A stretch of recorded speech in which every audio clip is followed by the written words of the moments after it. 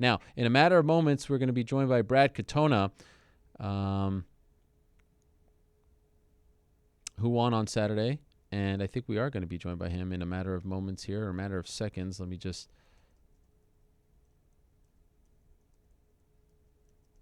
alert the masses, as I like to do. All right, big win for Brad Katonah. Canada's own Brad Katonah, Winnipeg's own Brad Katonah, winning the 145 division. Tough contract on Friday. And even more exciting for us Canadians, the first Canadian to win a regular season, if you want to call it that, Ultimate Fighter contract. Very big moment for Canadian MMA. Let's say hello to Brad Katonah, joining us via the magic of Skype. Brad, how are you? I'm good. Good. Thanks for having me. Yes, it is a pleasure, and congratulations. You're back home in Winnipeg now? Yes, I'm back home in Winnipeg. I'll be here for 2 weeks, and then back to Dublin to continue training. Did you go to Vegas from Dublin? I actually went back home to Winnipeg about a week before. Got used to the time difference. It was also the first time being back home in 8 months. And then went to Vegas from there, and now I'm back here actually being able to enjoy it. Yeah, what's it like? Well, like when you came back home, finally, achieving your goal, Ultimate Fighter winner, you're now in the UFC. What was that like? It feels right. You know what I mean? I always knew I could do, and just to be here, it just feels right. That's the only way I can really say it. It's exciting, of course, but you know what? It's something that I expected, and I'm happy to have accomplished. What's your earliest memory of The Ultimate Fighter? Like, were you a guy who watched it back in the early days, like season 1 and things like that, or did you catch on a little later? I did watch it season 1. I know I heard into it season 2 with Joe Stevenson. I know when Joe Stevenson won that, I was a big Stevenson fan for whatever reason. It could be that he had boxing and grappling. It's kind of a style that I always thought would be similar to mine. But I remember seeing him hold that trophy, and I was like, oh, I really want that trophy. And to get it's quite nice. But my earliest memory was when Tito and Ken Shamrock fought the first time. I remember watching with my dad and not really knowing what the sport was. I never watched it from then on out for a little while until it grew more mainstream with the first season of The Ultimate Fighter. But I do remember that one fight, watching Tito and Ken Shamrock fight. And so then who introduced you to actually do this as a career? How did that happen? It was just baby steps. So I started out in jiu-jitsu when I was 14. It was just nearing the end of grade 9, I believe. So going into high school, I was just starting out doing it, and it was after my first grappling match. I know my coach, Curtis Brigham, said, hey, there's a grappling match. They're looking for somebody about 15 years old, about this weight, and I fit that mold to fight, or not to fight, to grapple on a kickboxing card as kind of an intermission break. And I remember doing that and walking around all nervous all day, and after being successful, I remember double-legging the guy, getting knee on belly and going for an armbar and getting the tap off it. After that, it was just, I loved it. I loved it right after that moment. I loved training before that, but that was the first time competing where I was like, man, I need to keep doing this. Wow. And then all of a sudden you start getting into it, and now you're in the freaking UFC. Look at you. This is wild. Yeah, like I just tell people, it was just baby steps. It was that one grappling competition that was the first taste, and after that I was addicted, and from there I got Curtis Brigham again suggested, I was in high school, so why don't you do some high school wrestling? So I did that, did some kickboxing, some amateur boxing, and then at that point, as soon as I started doing those sports, that's when I knew I wanted to be in the UFC. Now, be honest. What was the experience like in the house? That doesn't seem like I don't feel like that's a very enjoyable experience. How did you feel about it?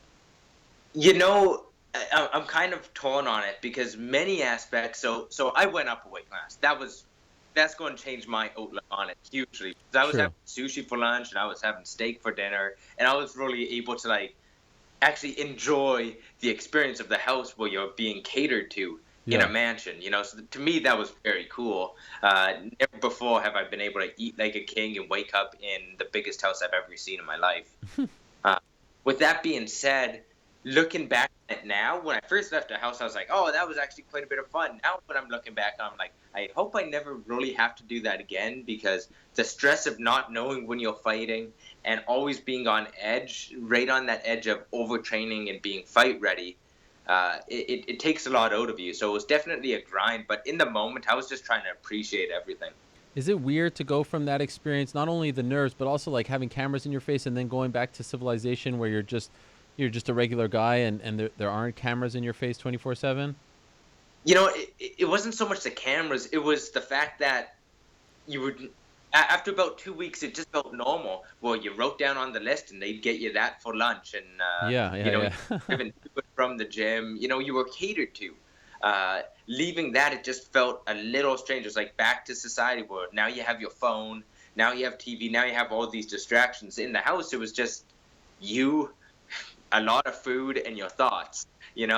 and so getting out of the house, it was just all these things you didn't forget about, but you kind of broke the habit of social media. You broke the habit of just being on your computer watching stupid YouTube videos. Yes. Going back to that was just weird. How and when did you end up at SBG?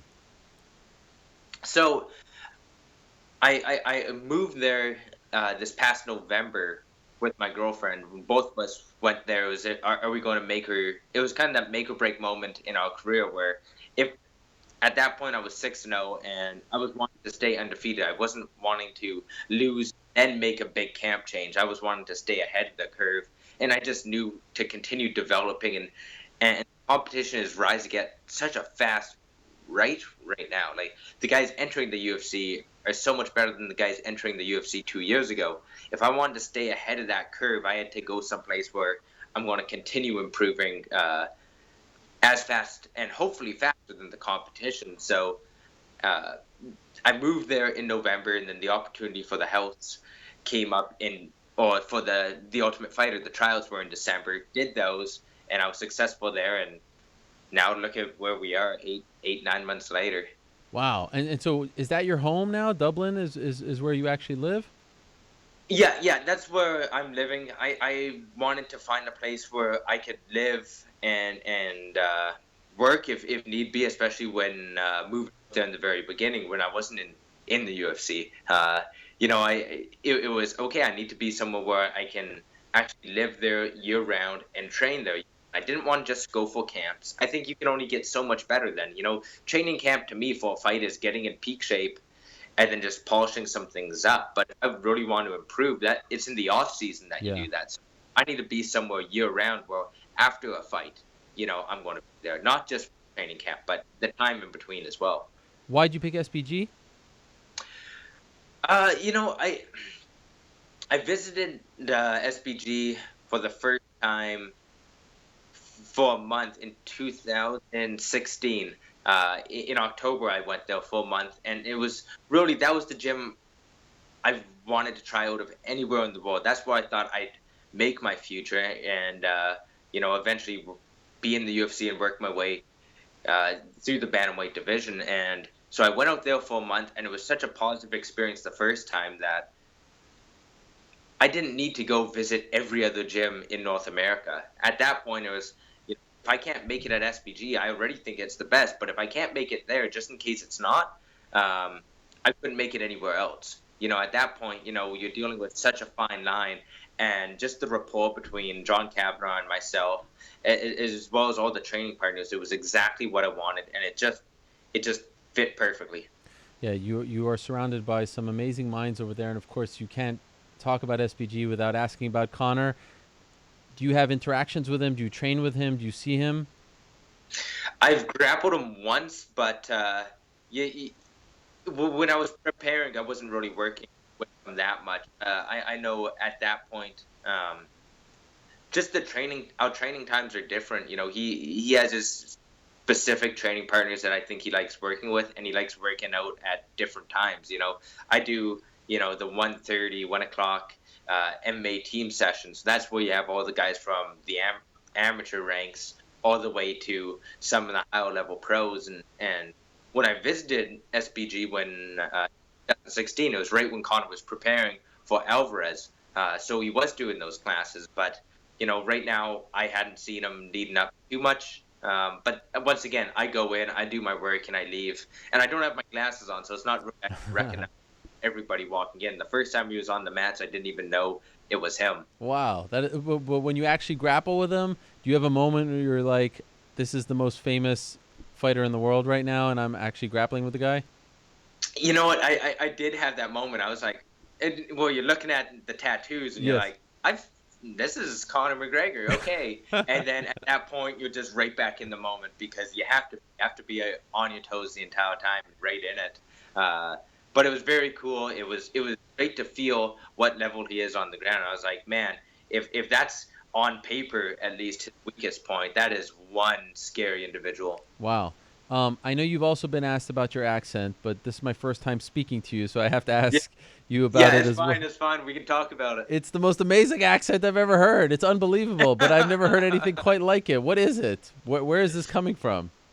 So when I was younger, I didn't talk much. I had an older brother who was about a year and a half older than I was, and I just point at things and he'd do all the talking for me. So I didn't develop the same language skills early on. I was lacking a little bit. So I got thrown into speech therapy classes, and then I came out.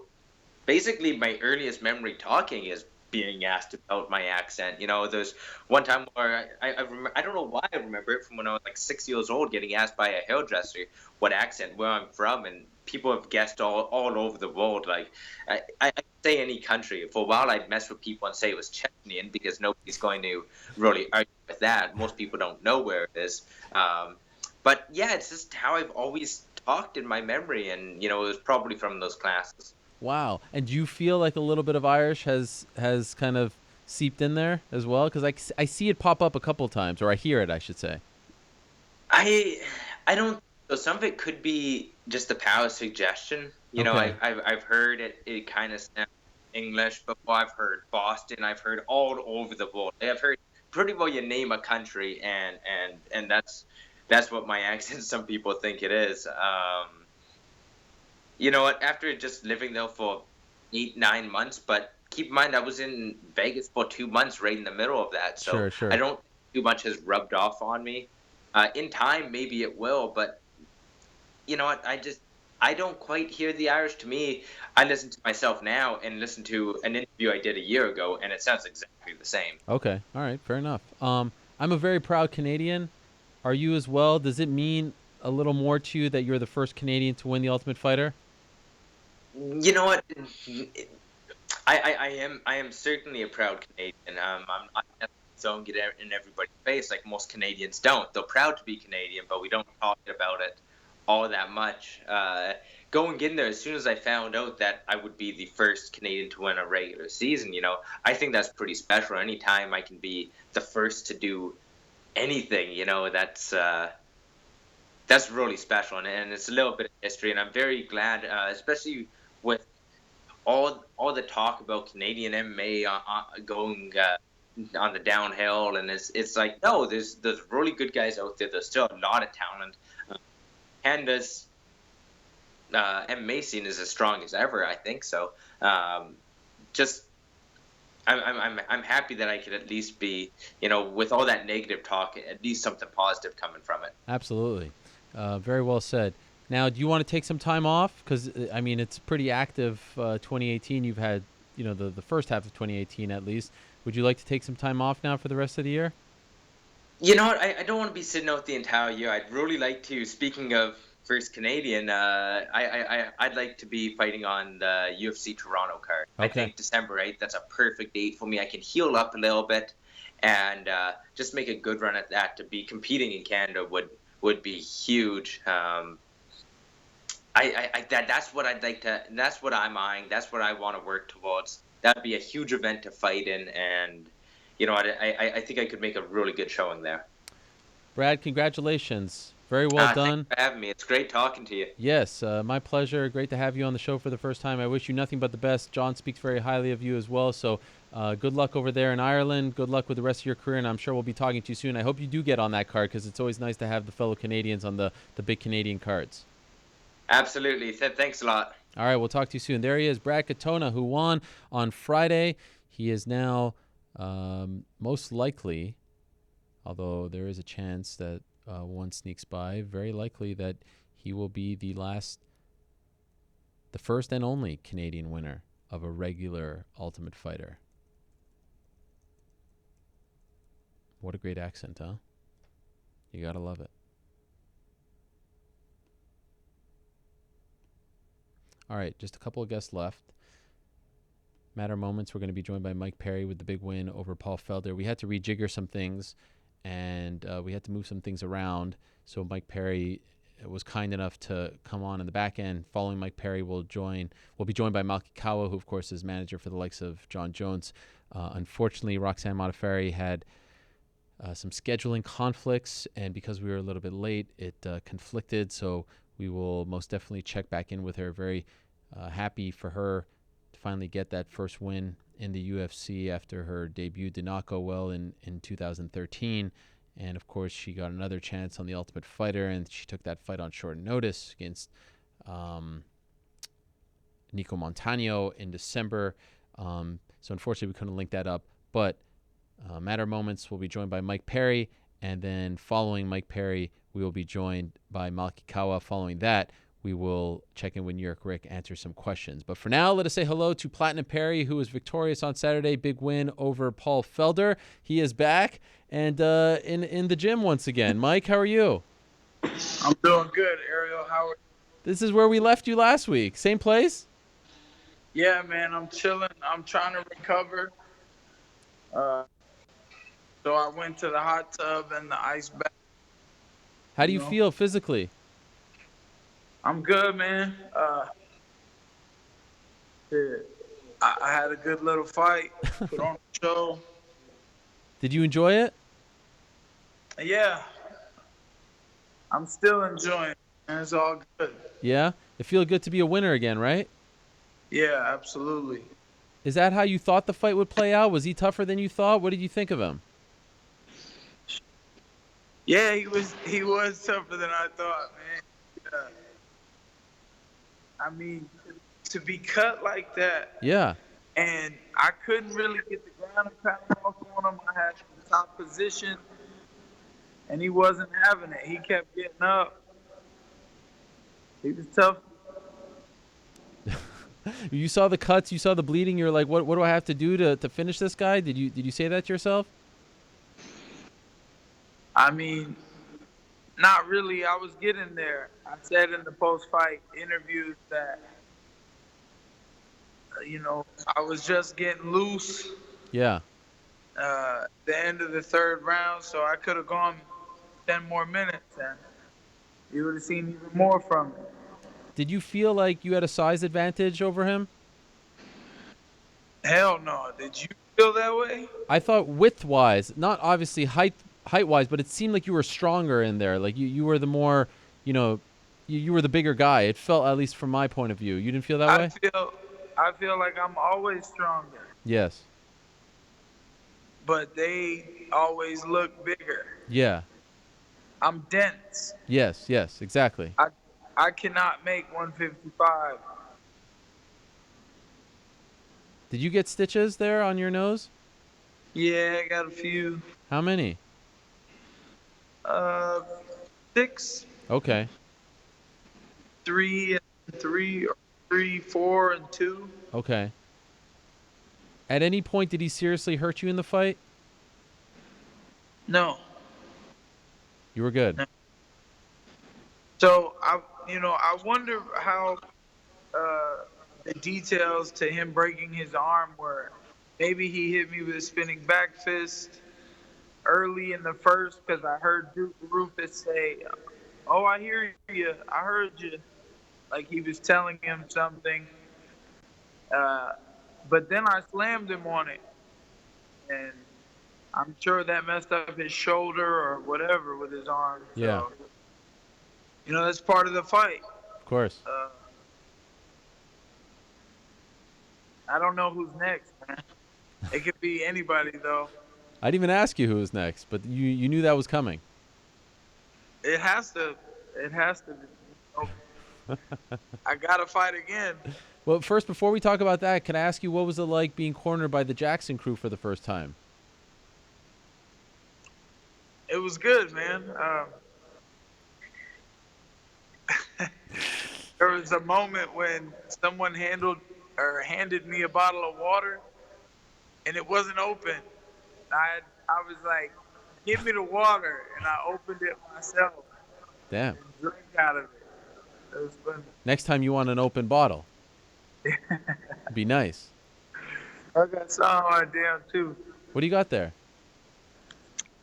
I don't know. I have some food. Oh, okay.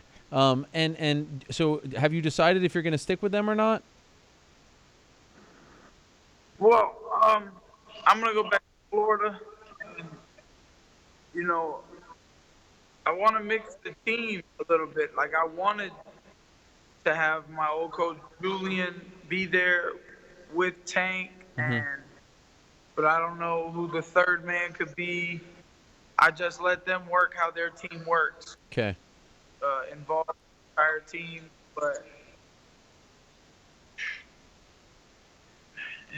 I don't know. I don't really know what I'm doing. I know I'm always ready to fight, but I can't go on my own understanding. I need a team putting a game plan together for me. I need them talking about it with me, and so we stay on top of things so that we can make short notice changes like opponents dropping out and the game really changes a little bit.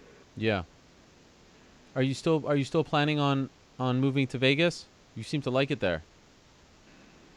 Yeah, I want to look at properties, but I got a little homesick after the fight. But I got a family reunion in Texas in a few days. I'm gonna go see my mama's side of the family, and that should be fun, man. I'm gonna have a good time with some family, and then get back to Florida. I miss my car. I miss driving my little race car. Yeah. You don't have a car in Vegas, right? No, I don't. I don't have a car. Dare I ask how you celebrated Saturday night in Vegas? You didn't ask how I celebrated, but I went to a club that had this. They were Cascade, DJ Cascade or whatever was playing, and it was pretty dope, man. Yeah? They were killing it with the light show and all that. You enjoyed yourself? Yeah, I had a good time. Had a couple of drinks. It felt good. Every time I wake up though, my legs are pretty sore from adrenaline. It's hard to walk. Oh, yeah? Yeah. Both of them? Yeah. Yeah. But it's funny because my legs are sore from hitting him, not from him hitting me. Right. My body ached. My fists were aching for a little bit, but I have to imagine it's a good kind of sore, right? Because like you're on the winning side of things again. It's been a while. Yeah, it's good, man. It ain't been that long. Well, I mean, it's been 2 fights. I know you were searching. You wanted that feeling, right? It feels good.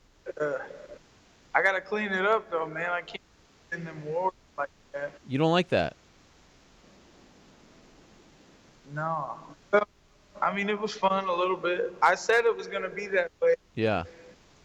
It's wherever your mind wants it to be. That's where it goes. That's what really scares me. Is like, I know what I'm in for because I know what I'm going in for. I'm looking to get into a bloody little scrap. If that's what it has to be, and then that's what it turns out to be. So I know my body's gonna be aching for a couple of days, and I know I'm gonna have to get shots in my face.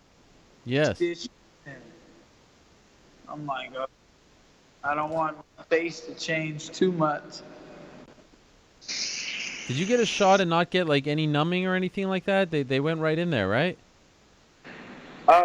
I mean, when they did the stitches, they gave me some numbing. Oh, they did. It looked gruesome.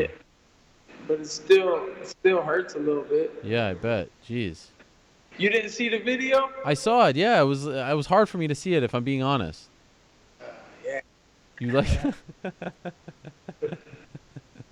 Oh my gosh, unbelievable! You're amazing. I didn't even feel it. You didn't feel it? My face was pumping with adrenaline. I didn't even feel it. Jeez. Anyway, I mean, I know I hate even asking this, but you're the kind of guy who thinks about these things. Is there someone that you want next? Have you even thought of that or no? Yancy Medeiros, Thiago Alves, Masvidal, Donald Cerrone. You know, I'm sure there's more. You know, work up there to the Darren Till fight. Yeah. If I got a camp, if I'm training for it for 2-3 months, they could let me jump the line. Also, they're gonna have to talk to Abe about a new contract if they want me to do. Well, how many you have left? I think one. Oh, it's time to pay up. But this is like my third or fourth contract. Right. Renegotiated a couple of times, so the money's gone up. They always look out.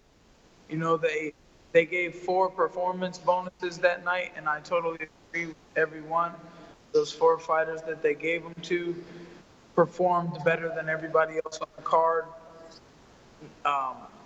You know, when Dana White complimented us and said, you know, okay, there was one bad fight on the card, who cares? When you got a card with great fights, like he said, the Cormier, Stipe, that's what I call him all the time, Stipe Miocic, I call him Stipe. And then he said the Felder and Perry fight, so, you know, that's good. At least me and Felder put on a show in front of the biggest stage in the world, man. That's the way a couple of people explained it to me. Yep. They were like, Mike, you won. You were successful on the big stage in the world in front of important people. So that's all that matters that night. Yeah. And it's 100% true. You stepped up to the plate. You did it. Well done. It was good. It was good, man. Mike, Feels good. you're one of a kind. It's good to see you back in the winner's circle, my man. Congratulations. Congratulations on the win. Heal up. Enjoy your family reunion. And thanks, as always, for checking in with us. Hey, what do you think about the names I gave you? Well, you know, there was a theme I noticed with the early ones. These are fights that fell through for you in the past. That I feel like you wanna complete that story. Thiago Alves, Yancy Medeiros. The Cerrone one is just, you know, obviously any fan would, I think, foam at the mouth. So yeah, they're all great. And of course, Mr. Masvidal, although I wonder how the aforementioned Abraham Kawa, your manager, feels about that one, because of course he does manage Masvidal as well. Wouldn't he get double paid? That's true, but I named that fight because, you know, I name fights out of respect for these guys at this point in my career. These are guys that the people have gotten behind. These are guys that the people would want to see me fight because the people are behind me too. I think everybody would be interested in that fight. So, Max Griffin had a good fight that night. Yep, he did. You know, didn't go his way. I think his demeanor alone at the end of the fight took it from him. I think which I learned that lesson against Ponzinibbio after the fight, and against Alan Gilbert. You know, you gotta believe that what you put in was enough. You gotta believe that the hard work you put in was enough while you're fighting, so you can believe you can win. And then when it goes 15 minutes, you got to believe you did enough and put your hand up. Yep. Last thing, of those names, is there one at the top that you like the most?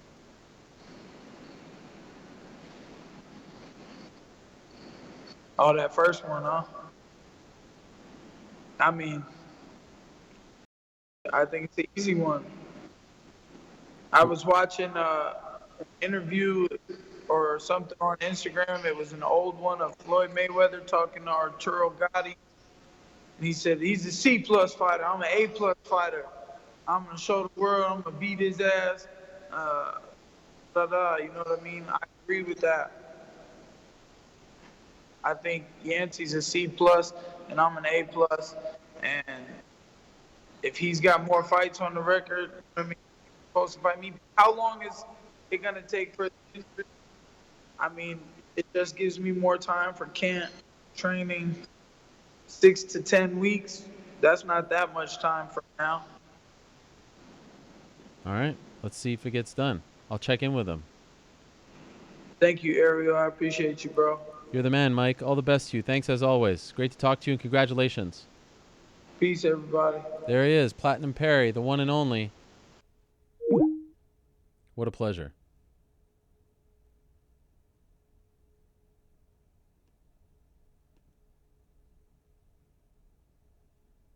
There's only one Mike Platinum Perry. There you have it. Great stuff there. Holy smokes, that was amazing. I love the fact that he keeps checking in with us via the Performance Institute. And I must say, the Performance Institute seems to be a massive hit with fighters, to the point where more fighters are moving to Las Vegas to be a part of the Performance Institute.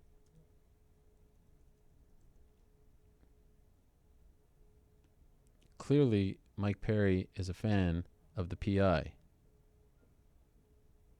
That was fun. Great stuff there from Mike Perry. Congratulations to him. He mentioned names such as Jorge Masvidal, Thiago Alves, Donald Cerrone. Yancy Medeiros seemed to be at the top of the list. Interesting stuff there from Platinum Perry. Now, Platinum Perry's manager is our final guest of the day. He manages many a fighter. One of the deepest stables in the game. The one and only Malki Kawa checking in with us for the first time at our new home here at ESPN. How are you, Malki? I'm doing great. How come I can't see you though? Well, this is part. You know, it's a bit of a work in progress here, but soon you will see me again. No. I mean, how come I can't see you now? Like, I mean, on screen, but The current setup that we have, you can't see me, so don't worry about that.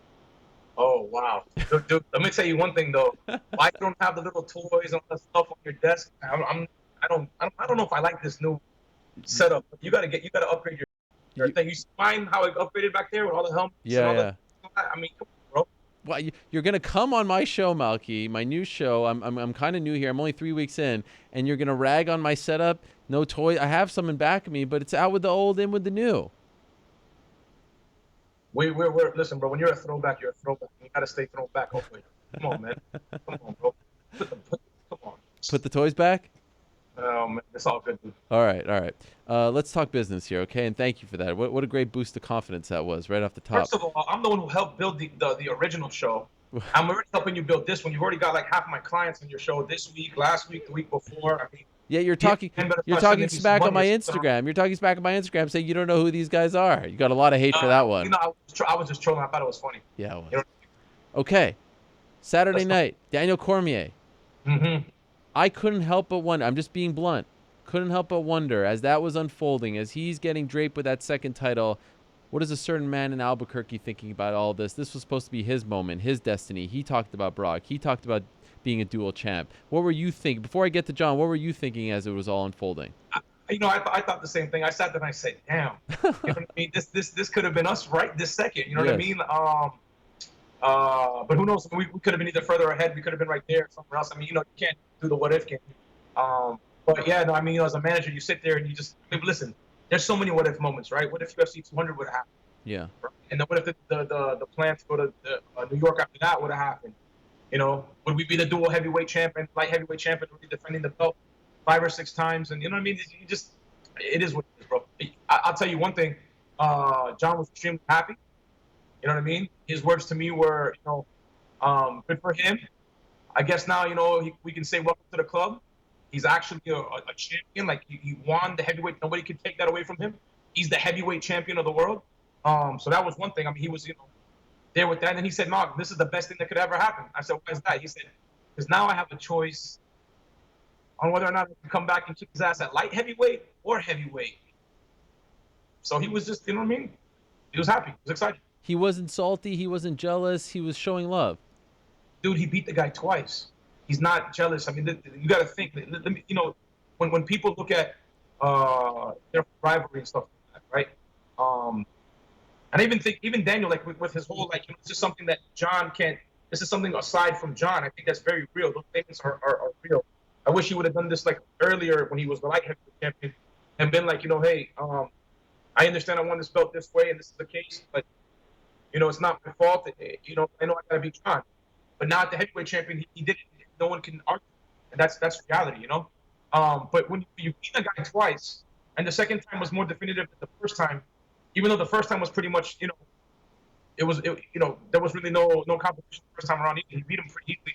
You know, you look at it, and a guy like John doesn't really sit there and say, "Oh my God, it should have been me." He just looks at it and says, "All right, great. Now I come back, and you know, it'll be my turn. I get my choice, heavyweight or heavyweight." And that's awesome. It's a great thing great position to be in. Is it possible that Jon Jones was actually happy for Daniel Cormier, or is that going too far? I mean, you know, these guys are competitors, man. I don't know if I can say the word happy. He's definitely not sad about it. Okay. I don't think that he has a feeling one way or another. I just think he's just like, you know, congratulations to the guy. You know what I mean? His words to me were, he's part of the club. He's really officially part of the club. So I was like, what club? He goes, champion. He's like, he won this belt. Like, it's legitimate, you know? Yeah. And that, to me, I was glad to see John's attitude, you know, be that way because, you know, I share the same sentiment. So of course, the elephant in the room is, when can he come back? What could you tell us? Listen, you know I've been saying this for a while, but I'm really very confident that we will have a decision on this thing by the end of this month. I'm really, you know, we've been pushing hard. I know that everyone involved has been working hard to come to a resolution on it. Our lawyers have been. I know that the UFC is anxiously awaiting for it. We're dealing with USADA on a daily basis.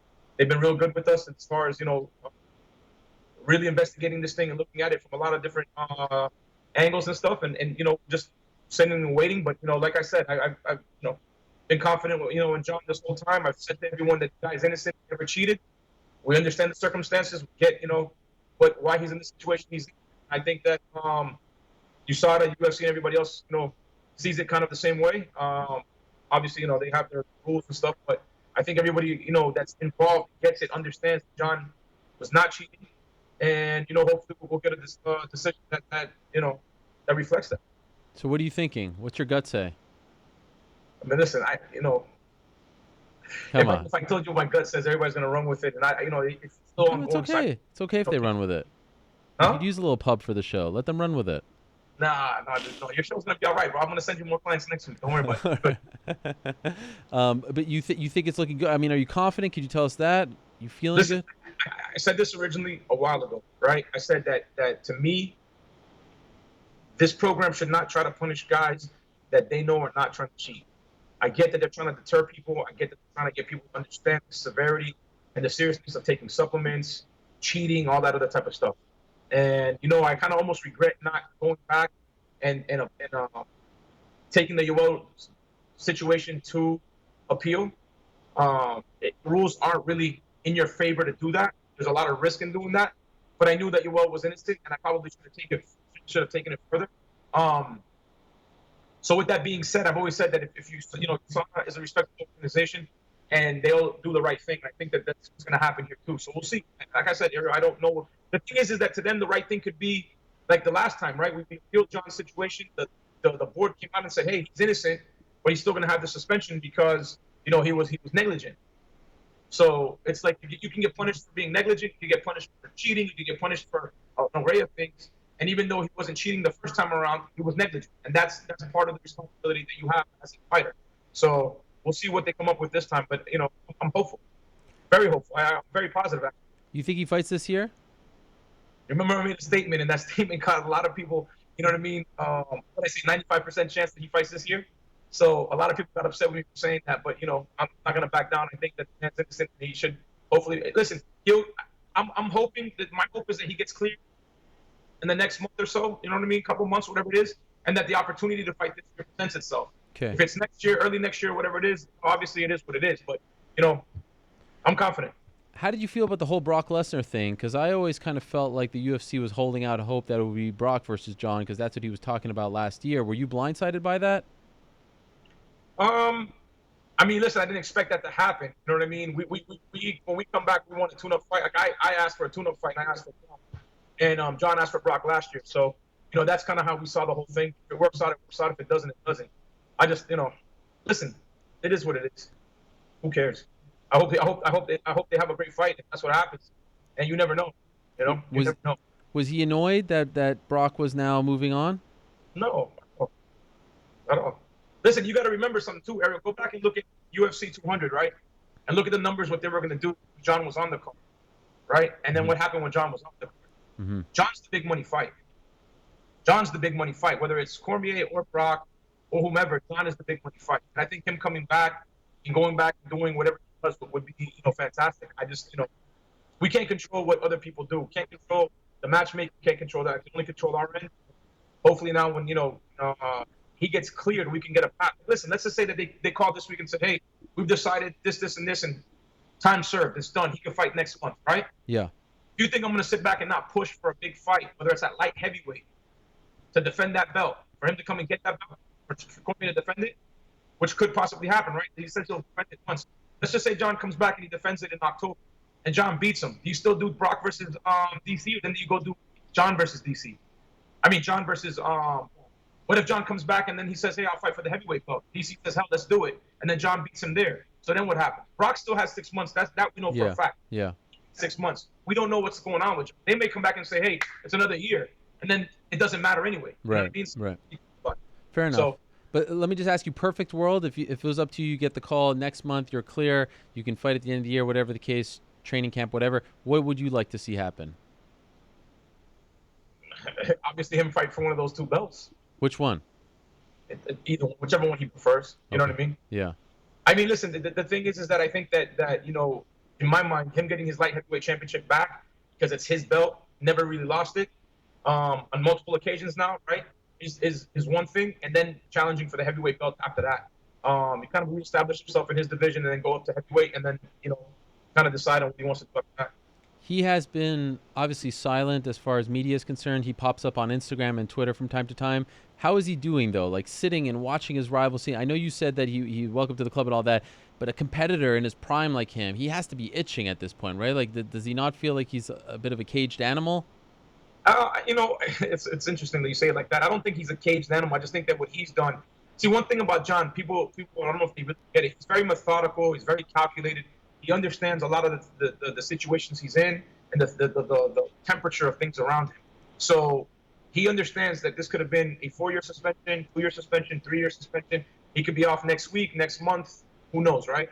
So all he did was go get better at his craft. So all he's been doing is training at what he felt were maybe some of the things that he can get better at, whether it's jiu-jitsu, boxing, kickboxing. He's been doing it. He gives us little snippets of what he does. I get the other stuff. I get to see some of the things he does. And he's been doing some amazing things. And all he's just doing is just getting better. And he just uses this time away to, let his body heal, continue to mature. His mind is right. I mean, listen, talking to Jon now is completely different from talking to Jon, even 6 months ago.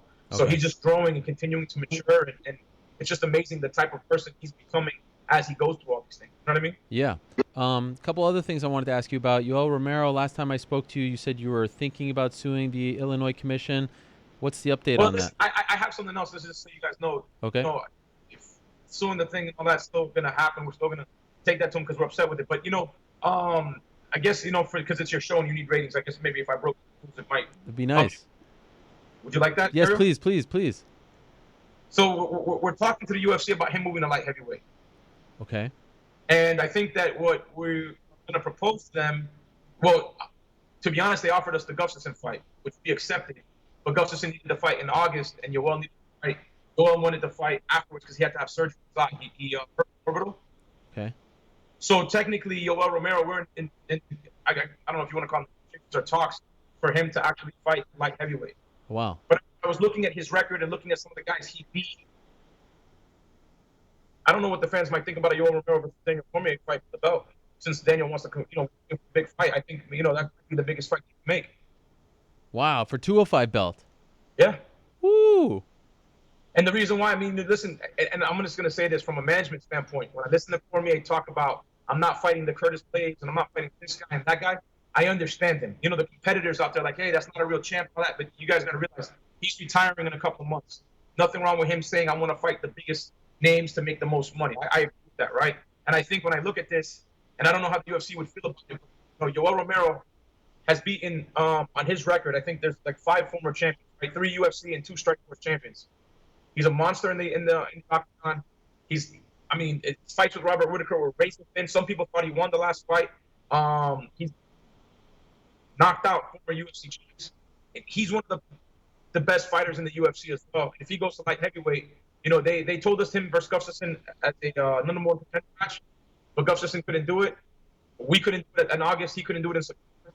And, that's where we're at right now. So I think that since he doesn't have a fight and Cormier wants to, defend against somebody, maybe they'll let us, take that fight. Is it fair to say his next fight will be at 205?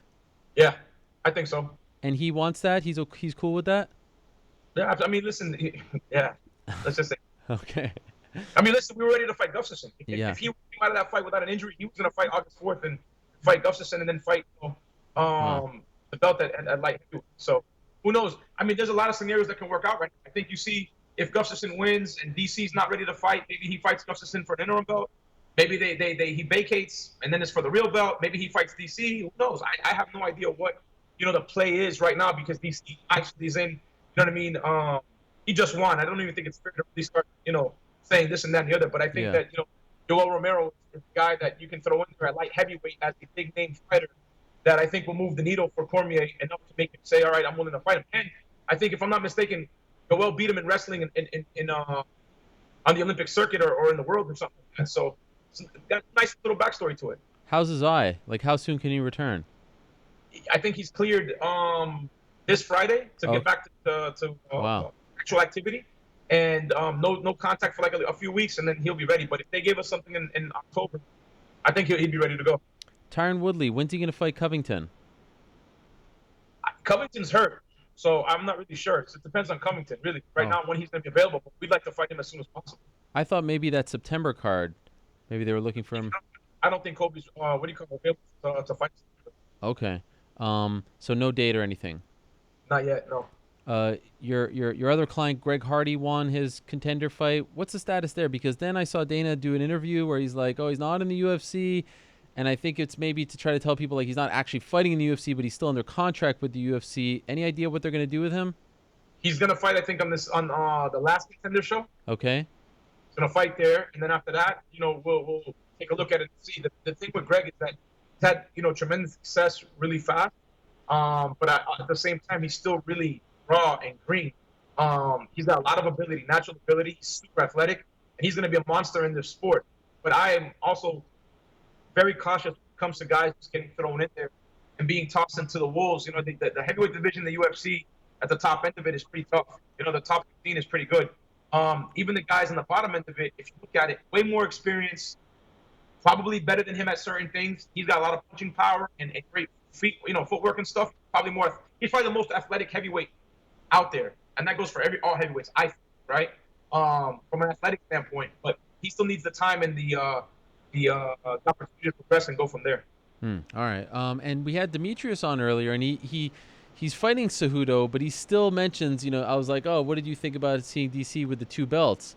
And he's like, yeah, I'd love that too, but they gotta pay. Do you feel like them putting him on the same card as as the TJ Cody fight, that it will finally align if all goes well on August 4th? Like, this is the opportunity to make it happen, or are they still not willing to pay up for that? No, listen, I think they are. I think they will. I just think that he beats Cejudo and then TJ wins. If that's what happens, I think there's an opportunity there. And even if, even if Cody wins, I think there's an opportunity to go to 35 and fight at 35. Me and Demetrius have a lot of talks behind the scenes, and, I think that some of it does come down to money and some of it does come down to legacy. But, lately there's been a lot of this talk about who's the GOAT, who's this and who's that. And, I've always been the firm believer that Jon Jones is the GOAT. If he retired today, I don't think many people could take away what he's done in the sport at such a young age and the quality of opponents he's fought.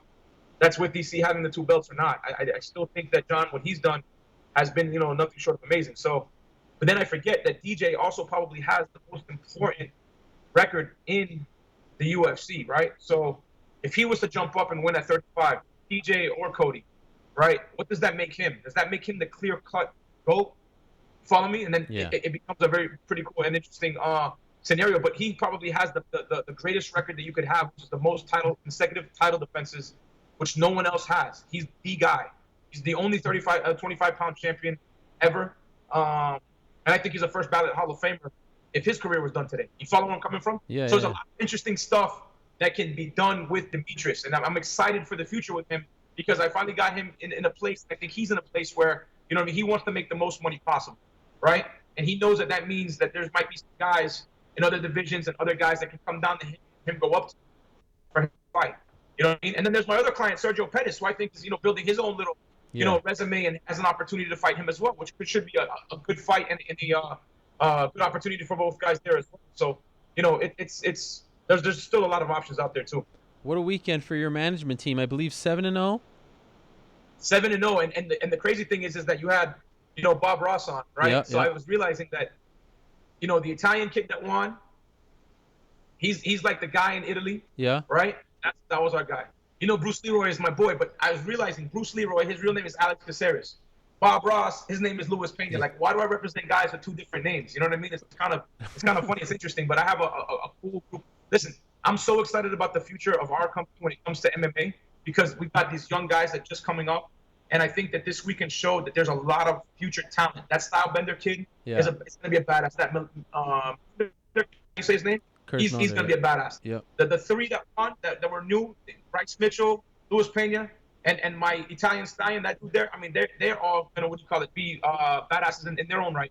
And then you got guys like Mike Perry, who's just now finally starting to turn the corner and, you know, got with the bigger camp with more, you know, opportunities and stuff like that.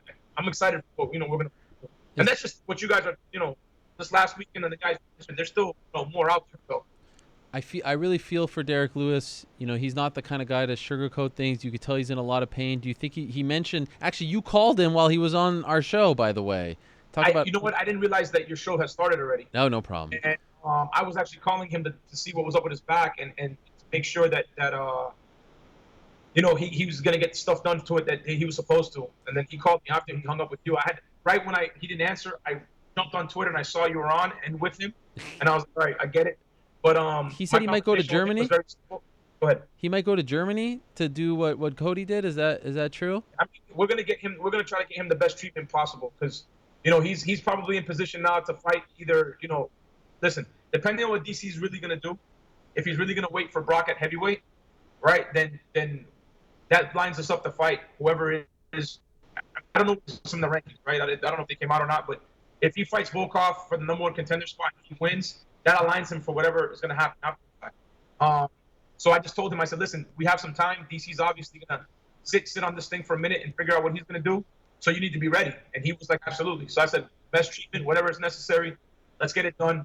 Let's make sure your back is right because his back has, you know, this was his what he says is his worst performance. But there's other fights where his back has hurt and he never said anything to anyone. We knew about it. Yeah. His coaches knew about it, but he never complained. Derrick's not the type to sit there and be like, I sucked today because of my back, right? I should have knocked him out, but I didn't because I really couldn't put power into it. So I told him, I said, dude, you just got to look at it like a car. You know, he's got nice trucks. And I said, if you had a flat tire, what would you do? I go change my tire right now, right? He goes, yeah. I go, time to go fix your back. So right. You want to take some time and do that. Any other parting gifts before you go? Anything else you want to tell us? What else you want to know? I don't know. I mean, you have 1 million clients. Anything you could tell us about any of them? Masvidal, Alves. We were talking about them just earlier. That's why they come to mind. Because of Perry. Perry, yeah. Perry was talking about that. It's funny you asked him when I heard you, and you asked me, so what do you do if you know, managed by the same guys? But it's funny that you said that because, you know, a lot of people ask me that. When guys fight each other, what do you do? The beautiful thing about the way we're set up is that Abraham really runs the MMA division now, right? Yeah. I get kind of called in, and after this weekend, I kind of just decided to come out of retirement for no real reason. Okay. Other than to kind of like, you know, get back into this thing for real. Yeah. So I'm gonna go to the DJ August 4th. Oh, it's about time. When's the last time you went to a fight? I feel like it's been forever. I think it was John's fight last year. I'm not really sure. Yeah. I've been dealing with the football stuff, and, you know, we've been doing really well there, so we're blowing up. But we treat each guy, we put them in their own vacuum. Right? I don't represent a guy based on what's good for another guy. I got respect for that guy, and then happens there. But in cases like this, my brother would probably take Perry, and I'd have to take Masvidal, even though he's very close with both. Yeah. Or flip it some way somehow. Yeah. I would deal with one guy and say, hey, look, this guy wants to fight. I just, Perry says he wants Masvidal. I don't know if Masvidal wants to fight him right now because Masvidal has his eyes on some guys above him, certain opportunities that are there. There's some stuff that's with Masvidal that could be pretty interesting. What do you got? What do you got as far as Masvidal? Say it again? What do you got as far as Masvidal is concerned? Nothing solid right now, but it also depends on what Tyron and Colby does. But I mean, he wants that till fight. He wants a till fight. He wants the till fight. I mean, listen, Masvidal wants to fight for the championship. Masvidal's been in this game for a very, very long time. He's a real fighter. And I hear a lot of guys talking about, what's a real fighter compared to just, a guy in the sport. Masvidal's a real fighter. He's a guy that really, really, really is looking to his legacy and his name in this business. I think he needs to fight for a belt at some point. He wants to. So the only way to do that is to fight the guys above him, right? So he's talking the Tills, the Wonder Boys, those guys. And that's kind of like where we're at. All right. Just waiting to see what's available there and who wants to fight him. And I think it all comes down to what happens with Tyron and Colby. And then we'll go from there. You've done a lot in your career, Malki. You've built an empire, but before today, you can never say you were on ESPN. That has changed. Well That's not done. actually true. I haven't on ESPN. I might have been to that studio before you ever came to that studio. Thanks for Hey, doing but this. Aaron, listen to me. Get some bobbleheads. Get the little toys. Okay. Make things seem a little bit more authentic, not this corporate ESPN stuff. All because right. this is for the fight game, and come on, but we've had these conversations. Yeah. Get right, and then next week, maybe we'll give you a surprise guest there. You never know. All right. Thanks, Malki. Congrats on a great weekend. What? No, you sound a little like, I wish I could see your face right now. You're probably upset that I'm saying that. No. I'm just going to get fired at the end. It's going to be a nice 3-week run here, and that's it. Why would you get fired? I'm Listen, kidding. if ESPN fires you, they're not smart. Stop it. All right. Let's go. Oh, wait, you're afraid to bash your bosses now? No. Why? I never bashed my I bosses. think he called me a little while ago. He wants to do a feature on one of my guys on E60. So, Yeah. E30, whatever it's called. So, all right. We're good. We're good, Malki. We're good. God bless. I'll talk to you later. Later, guys. Have fun. All right, there he is, Malki Kawa. Woo! Okay, great stuff there. A lot of nuggets. Wow, all kinds of things. Holy smokes! And perhaps most interesting is his take on Jon Jones, or what Jon Jones had to say about it all. Right? Welcome to the club.